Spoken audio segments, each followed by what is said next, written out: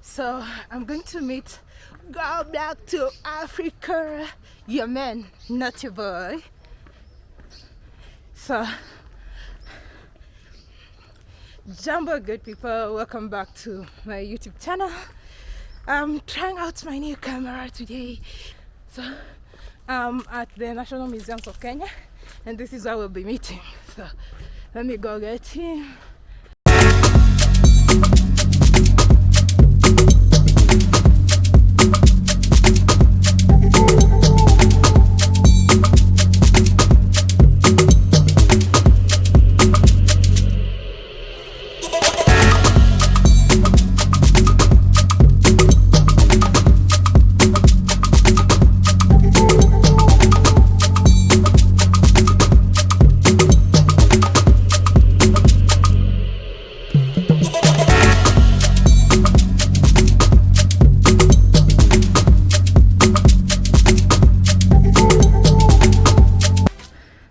There are crocodiles in here. Are you scared of crocodiles?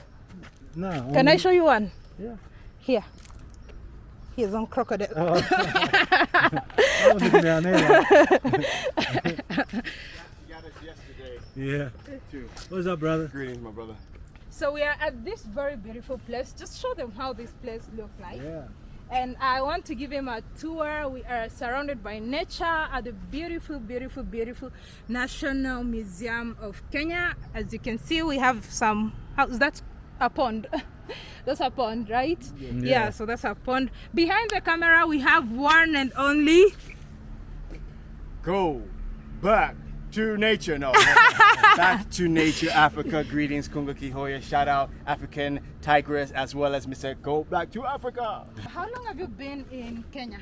Kenya, I've been in for 2 weeks and a half, I guess, or so. And a breakup. There was a week when I got here. My wife got here, and then I came back through. So I've been here now about 2 weeks or so. How do you love it? Oh, she said, how do you love it? She left me no room for anything else, but how you love it. Yeah, like that has I to love be it. no hate. Yeah, I love it. I love it. I mean, beautiful place. I mean, like this natural park that we're in. I mean, you can't believe it, you know. We're not surrounded like people might think that we are maybe in a desert land or all. But yes, I mean, the people, the city, the out in the country, you all have the mountains, you have everything that's here, you know, the beaches. I mean, Kenya is where it's at. I mean, it's another place that if you need to find where you can get in and fit in, there's a place for you in Kenya. Okay, that's really wonderful. And so are you planning to stay? I'm hoping you... Well, I will say this right here. It would have been a tougher decision.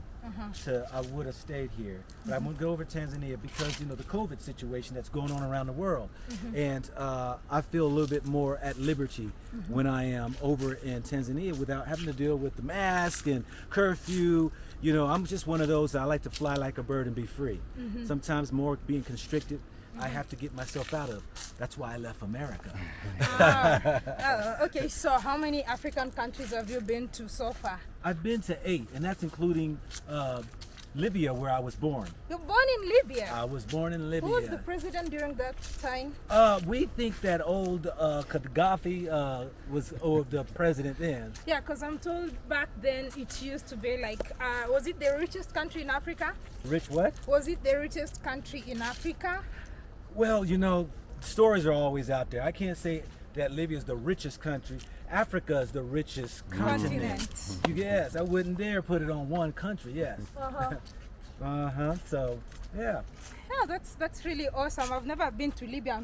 I'm hoping that this year, actually, during my travels, I can visit Libya, you know. I can visit your born country. Yeah. What inspired you? What motivated you to leave America? Well, you know, I say this right here. When a man finds a treasure, you know, hey, it's hard to let it go. And that was my thing, is that this time around coming here, especially what's all going on in America, and then I had to really assess my life. I had to rethink some things, and I came to the conclusion that Africa is where it's at. How did you find the treasure? when you are still in America, or did you visit that you realized there's a treasure? And for someone who's looking for that treasure, how do they find it? Yeah, you know, that treasure I speak of is not gold, diamonds, not pearls, it's peace. Wow. Okay. Peace is the treasure. And when you know that you can wake up in the morning and you don't have the pressures of life because of the color of your skin, or you see people like you, your brothers and sisters who are in desperate situations in America, whether it's through their livelihood of poverty or struggles, drugs, guns, murder, that this was all a ploy, a system that was put in place that we see there's no way out. So, you know, seeing no way out for me was Africa was saying there's a way in. And so I was able to go ahead and escape, as some would say, to move on to a place of freedom. Yes. Okay, so we've now got to this place. We started from the top there, we got here. So we're just basically touring this place, showing him around. So down here we have, this is a fish pond. Is this a fish pond? We were looking out for alligators. Yeah. Crocodiles. But I don't think they would put crocodiles in the open like that. So you've been in Kenya, you're going back to Tanzania, I saw you in Rwanda. I've noticed that you're spending most of your time in East Africa. Why so? Well, you know, East Africa, you know, it's almost like untapped on the YouTube channel when it comes to vloggers. You know, Ghana gets a lot of rep, Gambia is getting a lot of prop. And so we really not hearing too much about East Africa. You know, Tanzania is starting to take off, and then now Kenya now has gotten a lot of notoriety when it comes to vloggers like yourself, African traveler, and we also now have Back to Nature who's coming on board joining us, and we're having, you know, the Miss Trudy, and so these vloggers are bringing light and life to Kenya.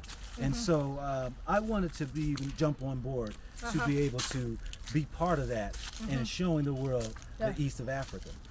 Okay, so how would you compare the east and the west of Africa? How would you compare the two? Oh, it's so different in its own way that there's different cultures. Every day that goes by, I see some of the differences, but I see a whole lot of similarities. I mean, we're a people that, yes, we're tribal people, and we're a people who do things differently, speak different languages, conduct and do businesses kind of differently, but there are a lot of similarities that I see. So I would say that even in East Africa, I find East Africa more, I would say, a bit more westernized than West Africa. And I know the people out in Ghana and them, they love their, you know, being part of the Ashanti tribes, or the, you know, all the Mandinka tribes, and they got all these tribes out there. But in saying that, there's just differences, but yet there's a lot of similarities, you know. Okay. When you say more westernized, could you talk more about that? Sure. Oh, so do you know what this is? What is this? What do you think this could be? It could be a bench. Yes. Do you have such in the US? A bench? Yeah. Oh, of course. Like these ones? Well, maybe not like that, but yes, we have some benches made of wood and set up on rock or what You have know, this one you'll find it in almost every village in Kenya, in a homestead, under a tree, a place to rest. Oh, okay. And I think this is the cider or something tree. It's very expensive. It's a nice one. It takes ages to get to this level, so it must be an old one. So now back to where we were. You are telling us what do you mean by East Africa is more westernized? Yeah, you know, what I found like in West Africa, you get to see more of the African clothing. You know, I can't speak for all. I have not been all. I keep telling people I have not been to all the East African countries, and so please don't think that I am saying that there is no African culture here. Not at all.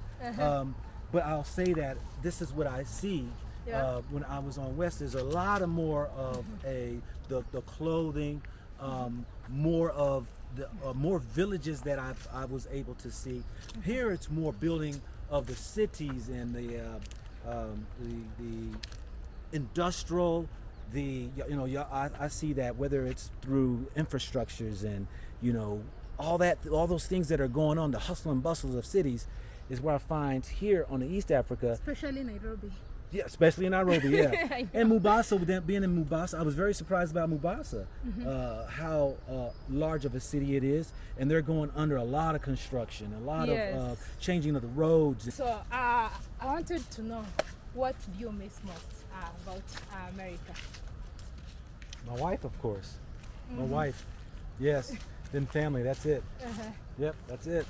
So do you maybe look at maybe some time later getting them over here, or you're gonna join them back after your exploration? No adventure? joining, no. So it's already been agreed Yeah. with my wife that I'm remaining in Africa. I have no desires to return back to Africa, and at this point in time that we have decided that she will be coming back and forth, visiting until her obligations and all are complete. Okay, and so this is a tough question. I know it's hard to choose. Never a tough question. Probably a question that, which is your favorite country of, you said you've been to 8 African countries. Yes. Which one is your favorite? I don't have favorites. I don't have favorites because this is something that I have developed myself to understand, that in this creation that was being given to us, to say something's your favorites, to have a disregard for another, which means there is no appreciation for with all things. And so I have tried to discipline myself to remove the vocabulary of likes, dislikes, what's favorite, what's your best. I try to stay away from that, because to say one is your best, you overlook and you will more or less place that more in a submissive place than another. Yellow. You can leave your name here. Yeah. GoBlack2Africa. Everybody's leaving their names in there. Like it, Yeah. So are you going to set base in Tanzania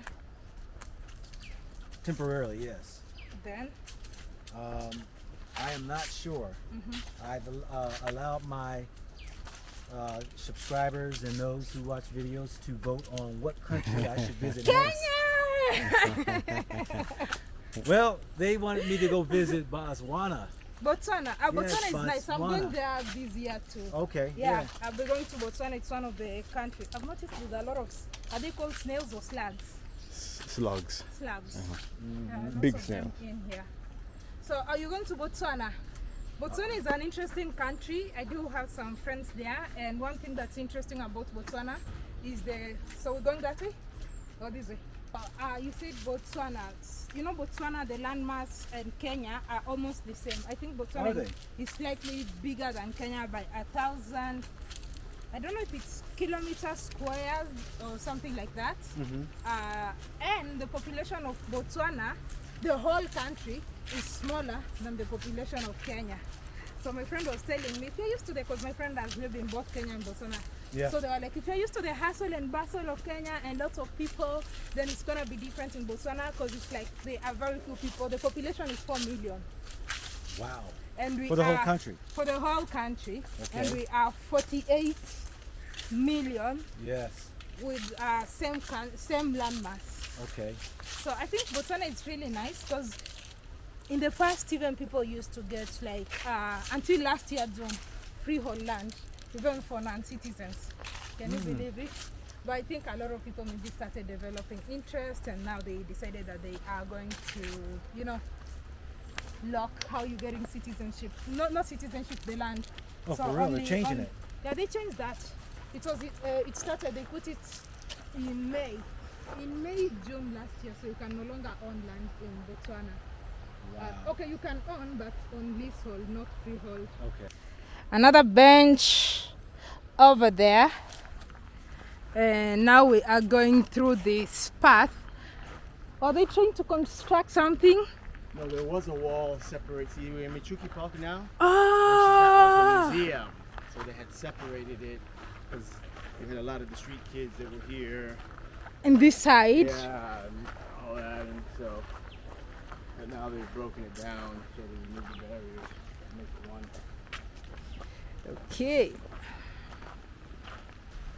So, yeah, one must consider, expenses and all when you're traveling, and sometimes you need to go settle somewhere so that I'd say I did settle because I'm tired of living out of a suitcase now for the last 3 months. Yeah. You need to get a place now to live. Right, yeah. So, like I said, Tanzania is going to be temporary. And we're going to see, it's going to be temporary Tanzania.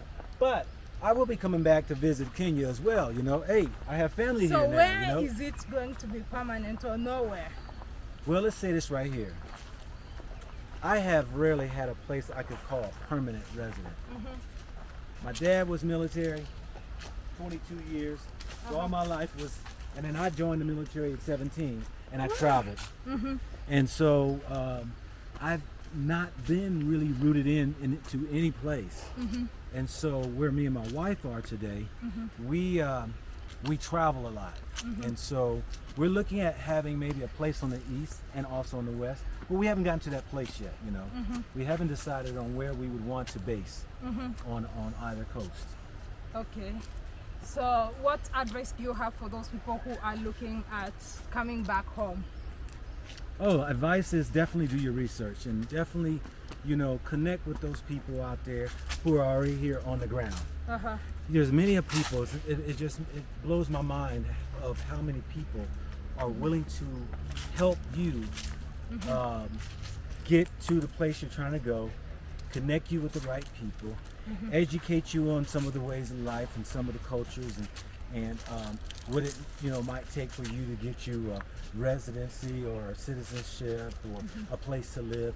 I mean, there are people here, and as we talked about before, if you go to my channel, I try to keep as much updated on my playlist of those people who are on the ground here, who are YouTubers, who can be a means of contact for you. So yeah, that's what I would recommend. Those, do your homework, do your research, whatever, and make sure that you are at least educated in the country that you want to go visit. Come see for yourself and make your decisions where you want to go from there. What about finances? There are a lot of people who tell me they would like to move, but they don't have finances. Hey, that is a big problem that with most people who, have limited income. Yeah. And that is something that one have to consider, the cost. Yeah. It takes a wise man to consider the cost on a venture. But what I find out in life is that people seem to find the money in what they want to do when they want to do something, but can find all the excuses of why they can't find it when they don't really want to do it. So anybody who says the excuses are finances, that just tells me it's an excuse that they are using to an adventure they're not really That's the botanical garden. Yes. Okay. An excuse. Yeah, it just tells me that it's an excuse that it's an adventure they do not want to embark on. Why people don't want to, people claim they want to come to Africa. People claim they want to, visit, but then in one other breath they want to say that they don't have the finances. My thing is this right here.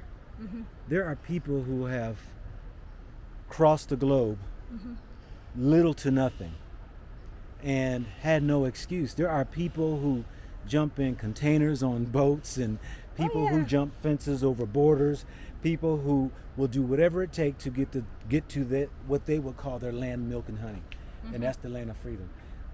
But to visit, I know that when we talked about this subject of we can find find money to do whatever we want to do until it's time to do something that you don't want to do. You got the excuses. So, hey. Okay, so this place is very important. Yeah, and I want Mr. Kunga to tell us a little bit about this place, and I'm hoping that you're enjoying this tour of this place. Oh yeah. So, All right. Well, one of the things I'm so happy that you're here. I just want to say your wise words are so fulfilling. I could listen to you, man, for days and days and days. And right, a philosopher at that regards. So I just wanted to point this out here. You see, it says here, our living traditions, our plants, our health.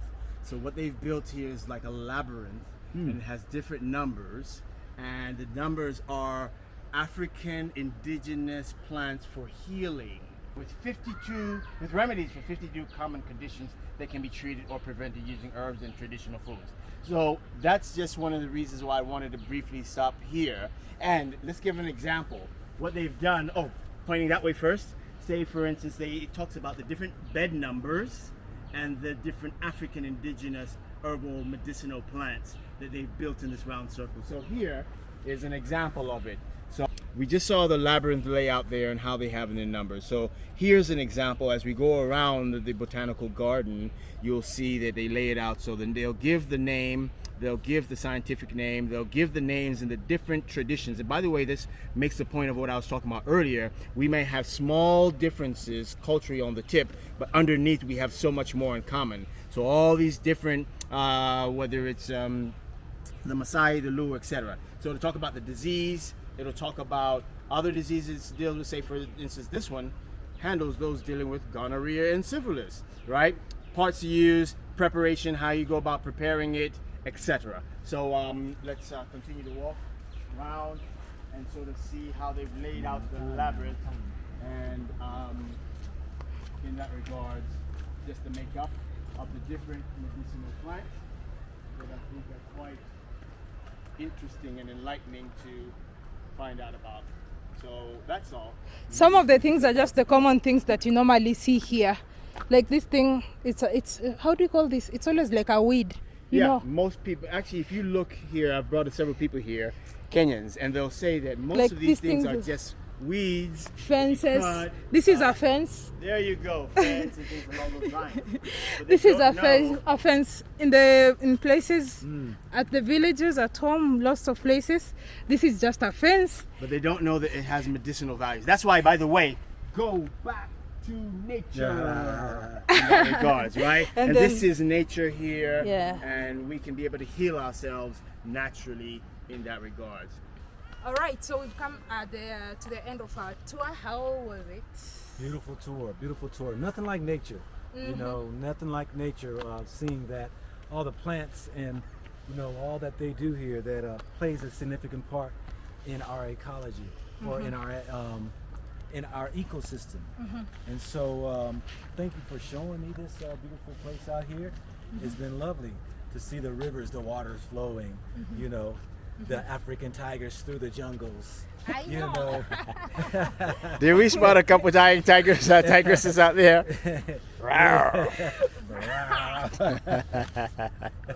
Nice. Okay, so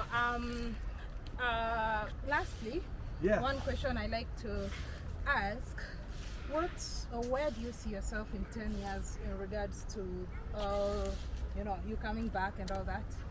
I knew that question was coming because I watched a lot of her interviews. Yes.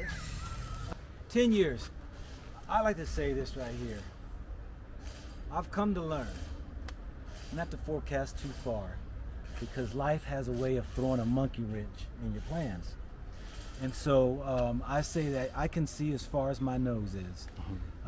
One of the beautiful things now at this point in time in my life is really trying to allow each day to present itself to me. And so I get up in the morning sometimes and I walk out the door. I don't know if I'm going left or right or straight or back, but I just make a move and I just keep going. But just to give you just a taste, if those days come down the road, I really want to be an activist for Africa. That's what I want to be, a voice for Africa. I hope that Africa, which I believe will invite me in, to be able to just be one perception of what we coming from the Western worlds can add to the knowledge and the wisdom, as well as the understanding of who our so-called, I hate to say enemies, I would say that who we are dealing with and how they do and conduct business, so that we can be aware that who we call ourselves Africans can prosper in its rightful place, to reach prosperity, to reach our full potential without any hindrance of outside influences. So yes, I want to be that advocate for Africa. All right, thank you so much. I appreciate your time, and I wish you all the very best in your plans, decisions, and I'm just hoping, since you've really not clearly revealed where you are planning to settle, I hope you'll consider this beautiful country as maybe your home base in East Africa. Yeah. Yeah. So thank you so much, and maybe tell us about your channel. Yes. My channel is GoBlack2Africa. This is your man, not your boy. GoBlack2Africa. All right, thank you so much for watching that episode. I hope you really enjoyed it. A lot of you are asking me to meet Nikomi. If you don't know his name, it's Nikomi. Yes. And finally here we've been in this very beautiful National Museum of Kenya, a place that you should make a point of visiting whenever you are in Kenya. As you can see, the nature, the environment, everything is beautiful in here. So, and until next time, how do I say it? How do you say goodbye in Kiswahili? Oh, how you say goodbye in Swahili? Yeah. You say, help me out now. You gotta help me. You gotta help me. Kwaheri. Tutaonana. Kwaheri. Yes, Kwaheri. Now that you've been in Kenya, Okay. you should know. So until next time. Kwaheri. All right.